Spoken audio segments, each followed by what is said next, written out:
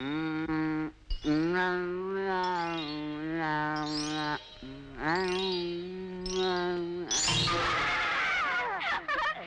తినవుతున్నా? ఆకలేస్తోంది. ఈ ఆళ్ళు ఏమన్నా దొరుకుతుందేమో తిందామని. అదో అదో ఆ పిచ్చి ముద్ద వస్తోంది. దాని పీకులు తినరా.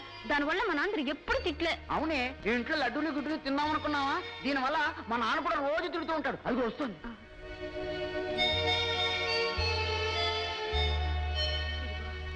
మరి నిన్నేమని పిలవను? నీ మొహానికి చుట్టరికాలు కూడా. అవన్నీ చెప్తే నీకేం అర్థం కాదు. నేనేమో వరుసకి మొగుణ్ణి అవుతా. నువ్వు పిచ్చిదానవు కదా. నేను చేసుకోను చేసుకోను చేసుకోను. నాకే లేదు, నీకిందుకు ఇంత పెద్దడా? అమ్మని కాదే, అమ్మమ్మని పిలుచుకో. నాకు భయం లేదు. ఏమే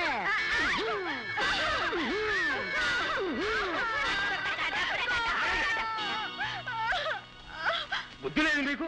ఎందుకైనా అమ్మాయి గారు నేర్పిస్తారు. చిన్న రాకపోతే వీళ్ళకి వెళ్ళి గంతులేదు. అంతేగాని మళ్ళీ అమ్మాయి గారు జోలికి వచ్చారా?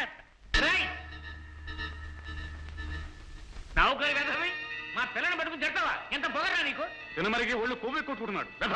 తులసివనంలో గంజాయి మొక్కలాగా వీడు మన మధ్య పనికిరాడన్నాయా? అనిపిట్ ఆ చచ్చిన ముసలాడికి తొత్తి వీడు. ఇంత విశ్వాసపాత్రుడు ఉంటే మనకు అనేకమైన ఇబ్బందులు ఏర్పడతాయి. ఆ మాటే నేను మీతో చెబుదాం అనుకుంటున్నా. దేవుడి గుళ్ళో పూజలు చేస్తా బతికున్నాడు. సారాయి కొట్లోనూ మాంసం కొట్లోనూ పని చేయలేడు బాబు. ఏదో ఒక రోజు దేవుడే మిమ్మల్ని దండించకపోడు. వస్తాను.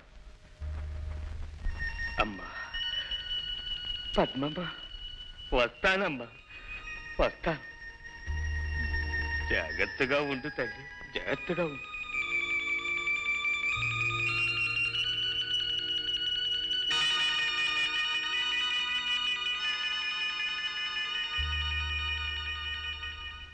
పొగరబోతు రాసుకెళ్ళి రక్తం తాగుతాను.